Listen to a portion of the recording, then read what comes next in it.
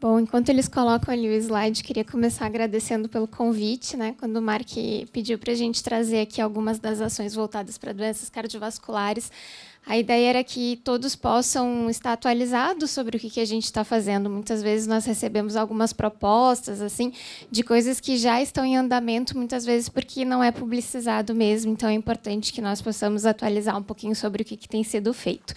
Lembrando que, muitas vezes, também um questionamento que a gente recebe é como que a parceria privada pode contribuir com o Ministério da Saúde para o controle das doenças cardiovasculares, né?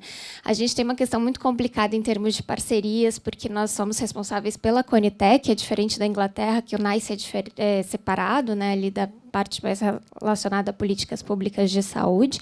Então, o que a gente sempre tenta falar é que seja trabalhado muito educação em saúde. Isso é algo que a gente precisa muito, publicidade nas emissoras de televisão, nas redes sociais. Isso, com certeza, as ONGs podem ajudar muito, tem ajudado. A gente viu uma campanha bem interessante sobre a vacina contra o HPV, passando em horário nobre, ali na novela Pantanal. Aquilo foi bem importante, já aumentou o número de procuras por vacina contra o HPV, então queria ressaltar a importância disso. Vou falar muito rápido sobre os números, porque, como eu falei, 10 minutos é pouquinho para a gente conseguir falar sobre tudo, mas, como foi comentado aqui, a ideia é que até 2023, nós chegamos a mais ou menos 400 mil óbitos por doenças cardiovasculares. Entre os números fechados, confirmados, nós temos atualmente 364 mil, e isso gera muitos custos em saúde, né? Só pensando em termos de tratamento ambulatorial, internações, são cerca de 3 bilhões de reais, que, se a gente trabalhar e investir em prevenção primária, isso pode ser bastante reduzido. Algo importante de salientar é que, nessa gestão de agora, do Ministério da Saúde, foi criada a Secretaria de Atenção Primária à Saúde, que era algo que nós não tínhamos. Nós éramos um departamento pequeno dentro da SAS, né, Secretaria de Atenção à Saúde, e, com isso, nós conseguimos ter, sim, um aumento no orçamento significativo direcionado para a atenção primária à saúde. Então, nós começamos com um orçamento de 17 bilhões, mais ou menos, em 2019, e já chegamos a mais de 20% de aumento no ano de 2022. Então, é muito importante que não se pegue só uma ação específica para dizer se houve ou não redução. A gente tem que olhar para o orçamento como um todo e todas as ações que estão sendo feitas para a atenção primária à saúde. Quando nós olhamos para as condições consideradas fatores de risco, a obesidade e o excesso de peso, sem dúvida, é uma preocupação imensa, porque a gente tem mais de 60% das pessoas com excesso de peso, o que nos sugere que os nossos dados de diabetes são, sim, bem subestimados, né, porque pela PNS sugere 7,7% da população com diabetes. Quando a gente olha para os dados das pessoas cadastradas na atenção primária à saúde, esse percentual já chega a 9% de pessoas que se conhecem com diabetes. Então, é bem provável que a gente tenha bem mais do que isso. E para a hipertensão, então, algo totalmente assustador e ainda subestimado, de 38 milhões de pessoas. A gente sabe que esse número ainda é muito maior, porque, infelizmente, a gente não investe em rastreamento, a gente não detecta precocemente naquelas pessoas assintomáticas com hipertensão. E aí, nesse contexto, surgiu o Previne Brasil, que foi um modelo que mudou a forma de financiamento da atenção primária à saúde. Então, antes, nós direcionávamos de uma forma que, muitas vezes, não era considerado o que estava sendo feito exatamente em termos de cuidado. Ele ainda não é o modelo ideal, porque os indicadores que nós utilizamos atualmente ainda são mais indicadores de processo, mas é porque o que sempre foi definido é que isso seja escolhido de forma tripartite, né, com CONAS e CONASENS, e o que sempre nos traz é que os municípios precisam de tempo para estruturar a rede. Então, para conseguir uma hemoglobina glicada, para conseguir ter o laudo do citopatológico, a gente precisa de um tempo. Então, foram começados com indicadores mais relacionados a processo mesmo de trabalho, de cuidado, e a ideia é que cada vez mais se qualifiquem esses indicadores. E aí eu trago para vocês aqui um pouquinho dos resultados, tá? É muito importante, isso a gente vai publicar em artigo aí nos próximos meses. Não há dúvidas que, quando a gente envolve financiamento por desempenho, isso estimula, sim, a melhora do cuidado. Então, o que a gente tem visto é que, além de melhorar os registros, porque, claro, era óbvio que a gente não tinha só 2% de pessoas com hipertensão com pressão arterial aferida e passando por consulta a cada 6 meses, mas não era muito acima disso, tá? Porque a gente teve um aumento significativo no número de atendimentos por hipertensão na atenção primária à saúde com o modelo do programa Previne. O que a gente vê que aqui, já no último quadrimestre de 2020, no último que a gente tem registro, agora o segundo quadrimestre, a gente chega a 24%, então um aumento já exponencial. E quando nós olhamos para o indicador de diabetes, que é um indicador relacionado à solicitação e consulta, solicitação da hemoglobina glicada e consulta a cada 6 meses, por que é solicitação? Por isso que eu falei, porque a gente ainda está num processo de melhorar toda a disponibilidade da rede. Então, se começou com solicitação, a ideia depois é passar para avaliação. E aqui a gente também vê que estamos chegando aí em 19%, quando antes estávamos ali em 4% no início do programa.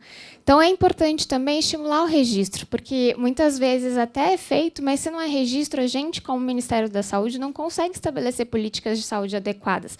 A gente, desde que eu assumi a coordenação de doenças crônicas, temos assim uma preocupação imensa de direcionar recursos conforme padrões técnicos. Então, nós fazemos um índice, calculamos por prevalência de doença cardiovascular, prevalência de hipertensão, diabetes, eu vou mostrar para vocês. Então, a gente direciona recurso de forma diferenciada, sim, para aqueles municípios que estão com piores índices para tentar melhorar. Então, a gente tem duas formas de financiamento. O Previne, que estimula e repassa mais para aqueles municípios que estão indo bem, que estão tendo um bom desempenho, mas temos as ações estratégicas que direcionam para aqueles municípios que precisam de ajuda para alcançar melhores indicadores. E entre essas estratégias está a estratégia de saúde cardiovascular na atenção primária à saúde, que, diante desse cenário nebuloso que a gente tem em relação a doenças cardiovasculares, se entendeu que precisava, sim, de uma ação específica, com um orçamento específico do Ministério da Saúde. Então, para o ano que vem, está estimado mais ou menos só para essa ação específica 40 milhões de reais para direcionar para os municípios fazerem rastreamento, detecção precoce e acompanhamento das pessoas com fatores de risco. E, lembrando, aqui a gente trabalha muito com os fatores de risco como um todo. Então, a gente trabalha com ênfase em hipertensão e diabetes, porque são as condições mais prevalentes e que precisam reduzir a taxa de internação, que a gente tem muito alto, mas a gente trabalha, sim, com dislipidemia, a gente faz rastreamento, eu vou mostrar para vocês o indicador de risco cardiovascular que a gente tem trabalhado, e também a questão do tabagismo, principalmente do cigarro eletrônico, agora com os adolescentes. Então, nenhum fator de risco pode ser esquecido dentro dessa estratégia.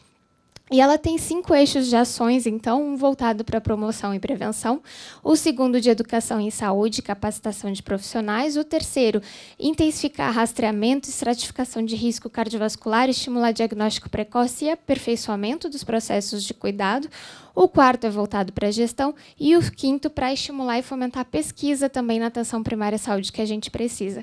Eu peço que vocês anotem aqui o site que a gente tem da saúde cardiovascular, então é um site dentro do site da PES, e aqui tem todos esses materiais, todas as portarias que são publicadas, para que vocês possam acompanhar de fato o que está sendo feito em termos de políticas para as doenças cardiovasculares. E as nossas linhas de cuidado, que nós temos inclusive aqui uma parceira nossa do HCOR, que trabalha em incentivar o uso dessas linhas de cuidado nos municípios, entre outros projetos que nós temos também lá no Ministério. Aqui, em relação aos materiais de alimentação e nutrição, é fundamental que também todos tenham contato e acesso, né? O Guia Alimentar para a População Brasileira é a nossa referência, mas temos também o protocolo de uso do guia voltado para obesidade, hipertensão e diabetes. Todos esses materiais estão disponíveis não só na página da Coordenação de Alimentação e Nutrição, mas também nessa página da Estratégia de Saúde Cardiovascular. E o guia de atividade física, que é muito importante que todos possamos saber como trabalhar essa questão da atividade física na atenção primária à saúde. Entre as ferramentas, nós temos também as ferramentas da iniciativa Hearts, que é uma ferramenta que foi, aqui na América Latina, foi direcionada mais pela OPAS, e ela trabalha justamente esses pilares, trabalhando com promoção da saúde, estimulando o rastreamento de hipertensão. Embora ela tenha um foco muito grande de hipertensão, ela também trabalha com diferentes fatores de risco. E nós começamos a incentivar, então, a implementar a iniciativa Hearts aqui no Brasil no ano passado, que foi quando nós fizemos a adesão. Tivemos várias reuniões, mais de 16 reuniões técnicas para definir quais ferramentas da iniciativa Hearts nós utilizaríamos e como. E o que nós fizemos foi uma adaptação das ferramentas de acordo com o que a gente tem de recomendação já do Ministério da Saúde. Então, a ideia é usar um algoritmo de tratamento bem simplificado, direcionado para os profissionais de saúde, onde tragam as informações ali mais básicas em relação ao tratamento e também sobre o algoritmo do risco cardiovascular. Então, a gente trabalha com 4 eixos de estratificação de risco e direcionamos como acompanhar aquela pessoa com a condição e também estimular a solicitação de exames para uma estratificação de risco adequada. Em relação às estratégias financeiras, então, de direcionamento de recurso, como eu falei, a gente utiliza um índice de priorização que considera o percentual de pessoas com hipertensão, diabetes, excesso de peso, os índices de vulnerabilidade social e cobertura de APS, taxa de internação por doenças cardiovasculares e seus fatores de risco e taxa de mortalidade. E a gente estratifica, então, todos os municípios do Brasil conforme esses índices para definir como prioridade alta, intermediária ou baixa. E aí já foram quase 30 milhões de recursos destinados entre o final do ano passado e esse ano, já com inúmeros municípios contemplados na portaria voltada para a estratégia RAT. São 77 municípios, que eu vou falar aqui rapidamente, porque são municípios que a gente pretende estimular o uso dessas ferramentas para testar se realmente elas são mais efetivas, como a estratégia sugere. Foi bem rápido, gente, peço desculpas, mas fico à disposição aqui para comentários adicionais. Obrigada. Muito obrigado.